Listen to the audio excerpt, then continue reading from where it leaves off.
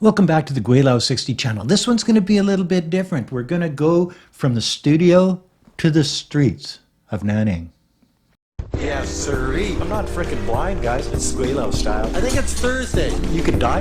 Yeah. Son of a bitch. Geez, you know. Oh, yeah, because it goes on and on and on. For all you haters, there's something to chew on for the next couple. Welcome back to the Gweilo 60 channel. Yes, the first part of this video and the last part of this video are going to be in the studio, and the rest of it's going to be on the streets of China, of Nanning, China, where the economy has changed a fair bit over the last while. And you notice it on the street by just walking down the street. And you'll understand what I'm saying in a minute. But the Chinese government has been told that they are authoritarian. They're so rigid that nothing can change, and it's not good for the people. Well, you see, during the pandemic, there was a problem. Restaurants, people weren't going out. People didn't feel safe. They didn't, and so they wouldn't go to the restaurants. Two of my gyms went belly up during this time period. I paid my fees. I bought a 2-year membership, and 2 months later, it was gone. Can't go to the gym. They can't make any money.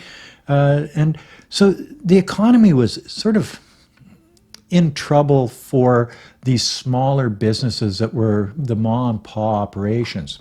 So what did the Chinese government do? Well, they went back to about 10 or 15 years ago, where they allowed carts on the street. A cart economy, exactly. And because people were hurting for cash, so this is a way to move money around and let people use their entrepreneurial skills. And Chinese are very entrepreneurial. Everybody knows that. And so the Chinese hit the streets with 3-wheeled carts with chickens in it and watermelons and oranges, and they're selling fried tofu on the street corner and stuff. See, back in the day, this was all allowed. But in the first and second tier cities, the government said, well, we really don't want this. We don't want that to be the face of China. In the third and fourth tier cities, they didn't care about it as much. But in Nanning, that was shut down about 10 years ago. And they brought it back because they saw a need for it. So why don't before I keep talking here, why don't we go to the streets of Nanning, we'll check it out, and then I'll be back. There's something happening in China that it used to be like this 10 years ago. And then it stopped because the Chinese government said, well, we don't want to have a food cart economy here in China. It makes us look cheap. But because of the pandemic and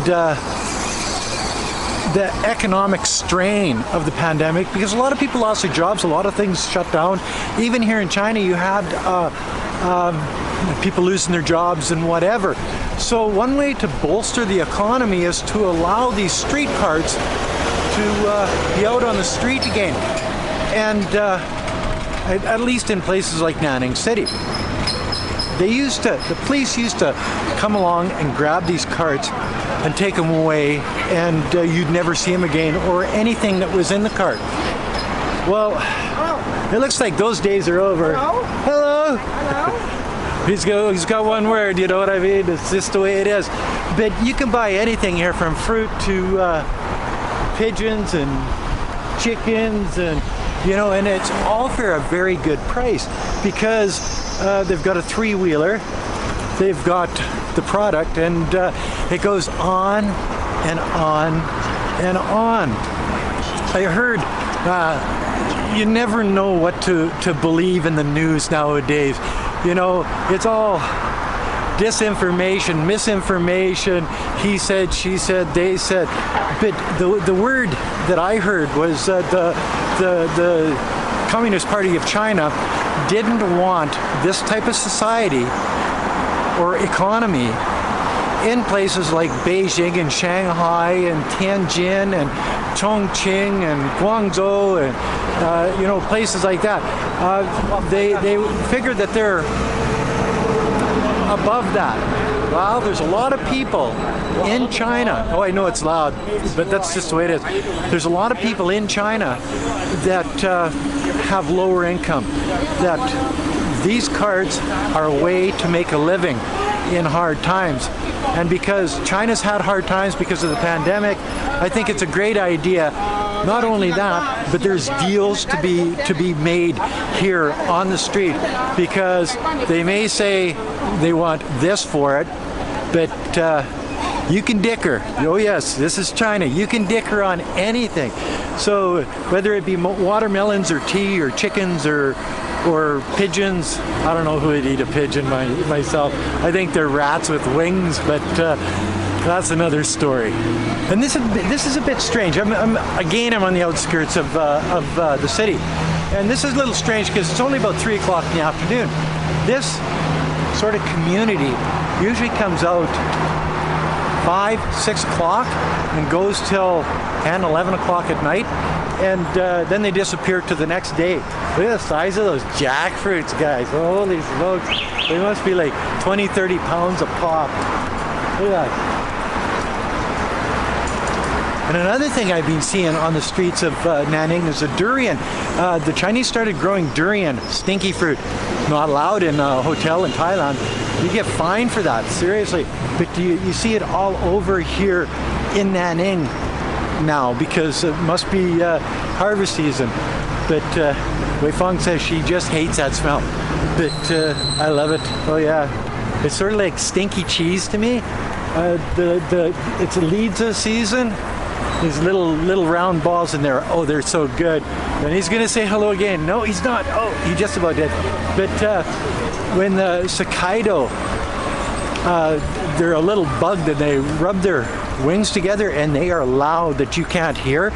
When they start rubbing their wings together and getting loud, you know it's Lidza season is here, and they're ripe, because those bugs, as a helicopter goes over top, those bugs won't be making that noise until the leads are done.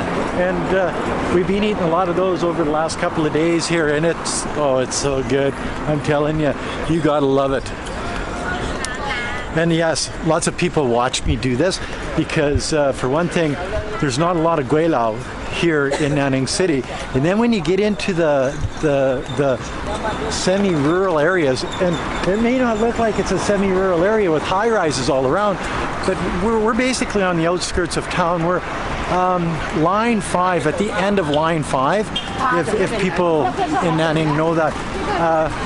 Yeah, it's we're far, far away. Isn't that a peach, guys? So you can get anything from soup to nuts on the streets of Nanning now, and it's sort of nice because I like the ambiance of that. I like the ease of it all, where you can just cruise up to one of these vendors on your e-bike, buy whatever they're selling at a really good price, and away you go. You don't have to go into the wet market. You don't have to go into a supermarket. It's available right there. Plus, you're helping a family make money, and it sort of makes a lot of sense. If there's economic difficulties in a country, you should have a government that can sort of roll with the punches, and China does that. They do roll with the punches. Everybody's saying the economy's in the toilet. Well, and the Chinese government is in trouble, and the country's going to break up into a bunch of little countries. And well, in 2008, 2009, in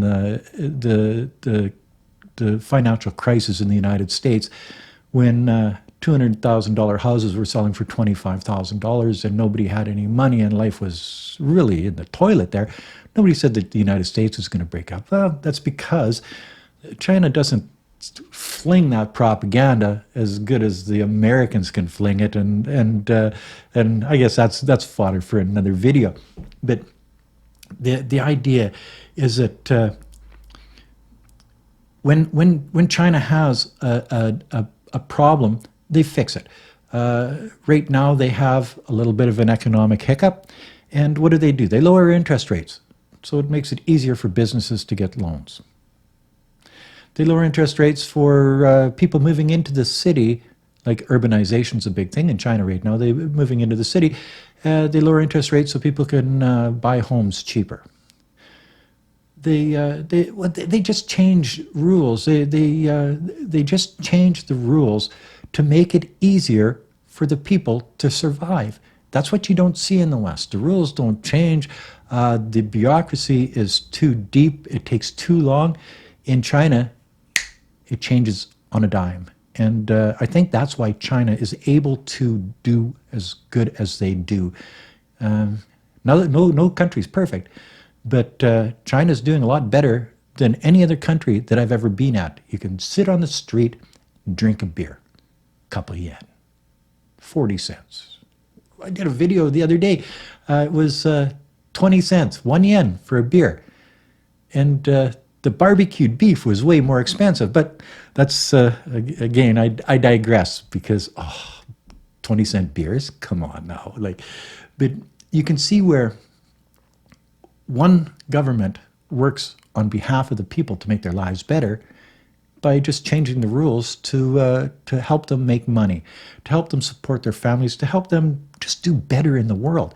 And then you've got another set of countries that interest rates are going crazy. Housing is so expensive. People are cutting back on nutritious food because they just can't afford it. And yeah, I'm talking about Canada, the United States, and Great Britain, and all of those other colonial masters that think that they know better. Maybe they should take a page out of the Chinese playbook and actually work for the people rather than for the politicians and the big corporations. Anyway, that's another video from Gweilo 60. Hope you enjoyed it. It's a little different, a little bit on the street, a little bit in the studio. And until next time, hit the subscribe button. Peace out. Bye now.